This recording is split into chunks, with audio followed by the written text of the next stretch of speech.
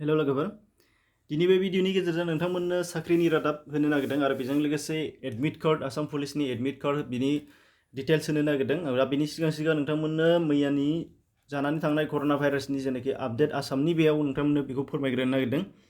दा कर'ना भाइरासजों मैया 7 थैदों। बिथांमोना जादों रमेश चन्द्र मेधि कामरुप मेट्र'नि, राम कुमार महन्त आरो थरुणी चरण कलिता डिब्रुगड़निफ्राय, बादल देबनाथ तिनसुकिया, बेनिफ्राय कनुपाल काछारनिफ्राय आरो लालभनु खातुन दरं जिल्लानि।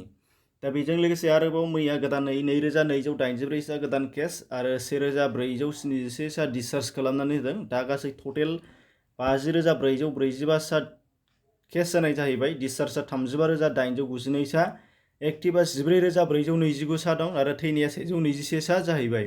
बेनिफ्राय माइग्रेटआ 3 दङ। दा आसाम पुलिसनि एडमिट कार्ड होनायनि सोमोन्दै नोंथांमोननो दिन्थिनो नागिरदों। दा बेयाव बबे एडभार्टाइजमेन्टनि होदों बेखौ नोंथांमोन डिटेल्स होनो नागिरदों।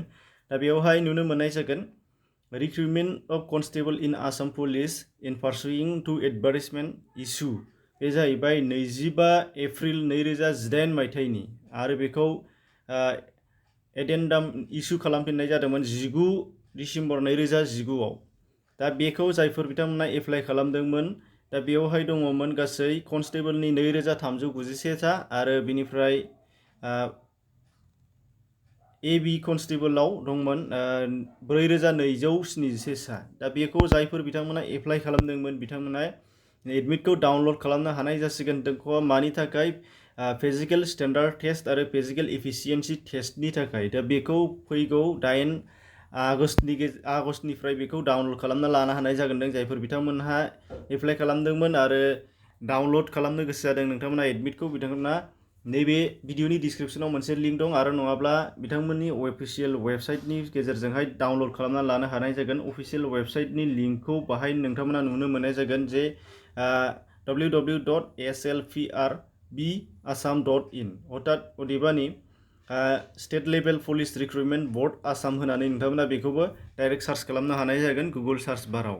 दा बेयावहाय नाथाय डाउनलड खालामनायनि डेटआ आलादा दङ। अल आसामै एखे नंजोबा, डिस्ट्रिक्ट वाइसै बेयाव आलादा दङ। नोंथांमोना बेखौ नैबे नटिफिकेसननि लिंकखौ डिसक्रिप्सनाव दं, बेयाव थांनानै बेखौ डाउनलड खालामनानै नायना लानो हानाय जागोन।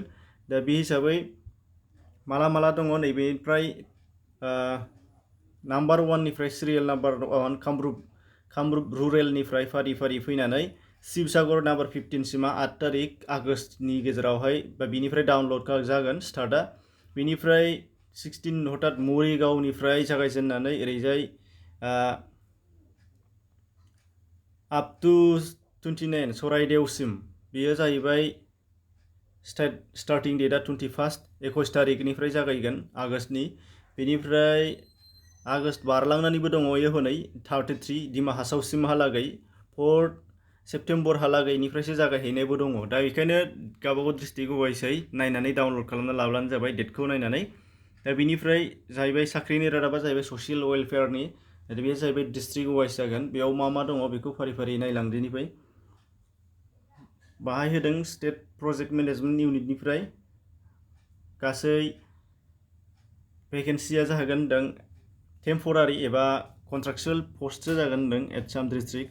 दा ब्लक लेभेल आन्डार पसान अभियाननिफ्राय बियो जागोन। दा बाहाय फारि नायलांदो। बरपेटायाव सासे डिस्ट्रिक्ट कोअर्डिनेटर, बेनिफ्राय बङाइगावआव सासे दङ डिस्ट्रिक्ट प्रजेक्ट एसिस्टेन्ट, बेनिफ्राय दङ ओरै धुब्रियाव block coordinator, block project assistant दङ। फारियै गावबागाव डिस्ट्रिक्टखौ नायनानै बेखौबो लानो हानाय जागोन। दा बेनिबो लिंकखौ डिसक्रिप्सनाव होनाय जादों, बेजों थांनानै बेखौ नायनानै लानो हानाय जागोन। जेरै बाक्सा सासे दङ नैबे गोजौआव ब्लक कोअर्डिनेटर आरो ब्लक प्रजेक्ट एसिस्टेन्ट, बिसोर सासे दंलांजोबो फारियै। दा बेनि लिंकखौबो डिसक्रिप्सनाव होदों, जिहेतु बेनिफ्राय लाबानो जाबाय। दा बिनिफ्राय डिस्ट्रिक्ट कोअर्डिनेटरनि थाखाय जेनेबा सेलारिनि फारसे बा डिप्ल'मानि फारसे नोंथांमोना नायनो गोसो जादोंबा बाहाय नुनो मोननाय जागोन डिस्ट्रिक्ट कोअर्डिनेटरनि थाखाय 30,000 प्लास जागोन। बिनिफ्राय बाहाय ग्रेजुवेट क्वालिफिकेसना ग्रेजुवेट अर सार्टिफिकेट अन डिप्ल'मा कम्पिउटार साइन्स अर IT। दा ओमफ्राय एक्सपिरियेन्स बिनायफोर दंजोबो फारियै। दा बबेयाव बेसेबां एक्सपिरियेन्स नांगौ, बेसेबां फरायनो नांगौ, क्वालिफिकेसन, बेखौबो डिटेल्सै गावबागाव नायना लानो हानाय जाखायो, गोरलैखा। मोनफ्रोमखौबो खिथाजोबनो गोनांथि गैया होननानै आं सानदों। आरो खिथाजोबोबा गोबांथार जागोन आलदा हिसाबै डिसक्रिप्सनाव लिंक दंखायो, जिहेतु बेजों थांनानै नायबानो जाबाय। आरो बबेबा बुजियाखैबा नोंथांमोना कमेन्ट सेक्सनाव सोंहरनो हायो, बेखौ नायनानै आङो आराम नोंथांमोननो डाइरेक्टलि रिप्लाय हरनो हानाय जागोन। दा बेखिनिमोन, एसेनोसै, गोजोन्थों।